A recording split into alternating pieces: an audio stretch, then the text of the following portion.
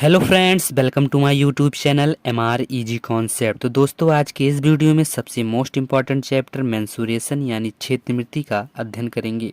ठीक है, तो पहले हम लोग इसका बेसिक कॉन्सेप्ट और फार्मूला का अध्ययन करेंगे। तो चलिए देखते हैं। पहले नंबर पे आता है आयत।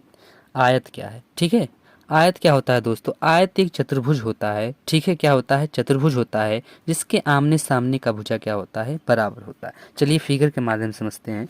ठीक है, ये क्या है? चतुर्भुज है।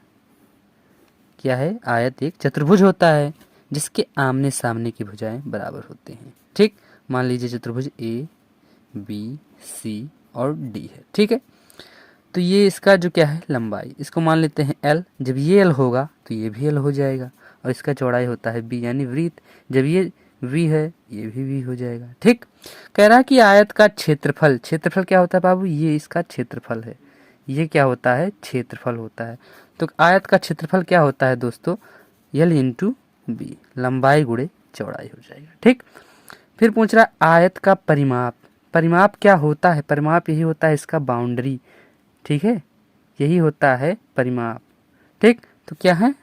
यल प्लस बी प्लस बी। ठीक, यानी कि 2l प्लस 2b। ठीक, तो हम 2 कॉमन ले लेंगे तो हमारा क्या बचेगा? l plus b. यानी कहने का मतलब है इसका जो परिमाप होता है दोस्तों 2 इंटू लंबाई प्लस चौड़ाई होता है। ठीक, उसके बाद आता है विकर्ण। ये विकर्ण क्या होता है? ठीक है, विकर्ण क्या होता है कि ए से सी तक की खींची गई रेखाओं को क्या बोला जाता है? विकर्ण कहा जाता है।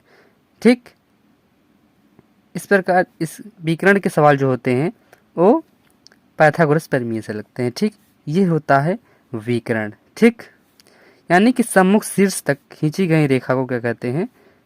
विकर्ण कहते हैं। ठीक, इसका फार्मूला हो जाएगा दोस्तों अंडर रूट में हो जाएगा l square plus b square. ठीक, इन्हीं फार्मूलों को याद रखकर हम आयत के प्रश्नों को सॉल्व करेंगे। तो चलिए बढ़ते हैं अपने नेक्स्ट टॉपिक की ओर। ठीक है, सेकंड हमारा आता है स्क्वायर। स्क्वायर यानी कि वर्ग। ठीक, स्क्वायर, स्क्वायर क्या होता है? स्क्वायर भी एक चतुर्भुज होता है जिसकी चारों भुजाएं क्या होती हैं? बराबर होते हैं। चलिए देखते हैं फिगर के माध्यम से। ठीक, इसकी चारों भुजाएं क्या होते हैं? बराबर होते हैं। ठीक, मान लीजिए क्या है? ए है, बी सी डी। ठीक, इसके सभी कोण क्या होते हैं? 90 अंश के होते हैं। आयत के भी और स्क्वायर के भी। ठीक, 90 अंश के होते हैं। ठीक, कह रहा है वर्ग का क्षेत्रफल। क्षेत्रफल अभी मैंने बताया हूँ क्या होता है क्षेत्रफल, यही होते हैं इसका क्षेत्रफल। ठीक, तो वर्ग का क्षेत्रफल क्या होता है? ठीक, आमने सामने का भुजा क्या होता है? मतलब चारों भुजाएं क्या होते हैं? बराबर होते हैं। इसमें स्क्वायर में चारों भुजाएं बराबर होती हैं। तो अगर जो ये है तो ये भी ये होगा, ये भी ये होगा, ये भी ये होगा, तो इसका क्षेत्रफल निकल कर आएगा बाबू ए स्क्वायर। यानी कहने का मतलब हो जाएगा भुजा स्क्वायर। ठीक, अब पूछ रहा है वर्ग का परिमाप क्या है? वर्ग का परिमाप, वर्ग का परिमाप क्या? परिमाप यानी कि बाउंड्री, यही होता है परिमाप। ठीक, ये होता है परिमाप। क्या होता है? परिमाप। कितने हैं? 1 2 3 4, 4 हैं। ठीक, तो ये हो जाएगा 4 गुणे भुजा। क्या हो जाएगा? 4 गुणे भुजा। ठीक, अब पूछ रहा है वर्ग का विकर्ण। विकर्ण क्या होता है? ए से लेकर सी तक की खींची गई। ठीक, या फिर यहां से लेकर यहां तक की खींची गई रेखा, तिरछी रेखा। ठीक है, इसी को बोला जाता है विकर्ण। ठीक, क्या बोला जाता है? विकर्ण। इसका फार्मूला हो जाएगा दोस्तों, चलिए देखते हैं। तो वर्ग का विकर्ण हो जाएगा दोस्तों भुजा गुणे हो जाएगा √2।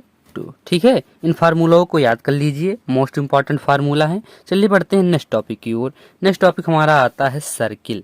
तीसरा क्या है दोस्तों? सर्किल। सर्किल यानी कि होता है वृत्त। वृत्त चलिए देखते हैं कैसे होता है।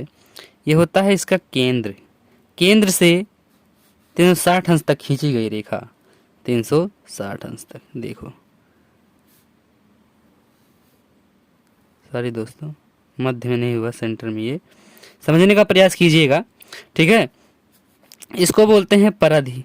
क्या बोलते हैं इसको? परिधि। परिधि यानी परिमाप इसको बोलते हैं। ठीक है, तो केंद्र से परिधि तक खींची गई रेखा को क्या बोला जाता है दोस्तों? त्रिज्या।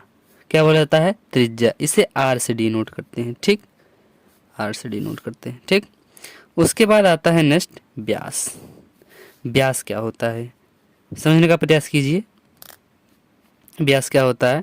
ठीक है, जो वृत्त को दो भागों में काटे। ठीक है, दो भागों में डिवाइड कर दे। ठीक है, जैसे देखिए यहाँ केंद्र से लेकर यहाँ तक मिला दिया। अब ये यहाँ से लेकर यहाँ तक हो गया। ठीक है, एक परिधि से लेकर दूसरी परिधि तक, यानी कि ये वृत्त को क्या कर रहा है? दो भागों में काट रहा है। ठीक है, यानी कि जब वृत्त को दो भागों में काटा जाता है तो उसे उस लाइन को क्या बोला जाता है? व्यास। क्या होता है? जब देखिए ये आर है तो ये भी आर हो जाएगा, यानी व्यास बराबर हो जाएगा आर प्लस आर, यानी कि 2r। ठीक, नेक्स्ट आता है क्षेत्रफल। ये क्षेत्रफल क्या होता है? क्षेत्रफल होता है दोस्तों इसका पाई आर स्क्वायर। ठीक है, पाई आर स्क्वायर। पाई क्या होता है? पाई का मान होता है दोस्तों, जो सवाल करेंगे बहुत ही मजा आएगा दोस्तों। पाई का मान होता है 22/7। ठीक, इसका मान ऐसे रख देंगे। ठीक, आंसर अपने आप निकल कर चला आएगा। नेक्स्ट आता है परिमाप या परिधि, यानी कि ये इसका जो क्या है, ये बाउंड्री, यही होता है परिमाप। इसी को बोला जाता है परिधि। ठीक है, परिधि भी बोल सकते हैं, परिमाप भी बोल सकते हैं। तो इसका परिमाप या परिधि होता है 2πr। ठीक है, मोस्ट इंपॉर्टेंट फार्मूला है दोस्तों, इसको जल्द से जल्द याद कर लीजिए ताकि हम जो क्वेश्चन कराएं तो आप लोग को आसानी से समझ में आ जाए। ठीक है, अभी आगे और बताएंगे कुछ बेसिक कॉन्सेप्ट और फार्मूलों को। ठीक है, तब तक बने रहिए MR इजी कॉन्सेप्ट के साथ। धन्यवाद।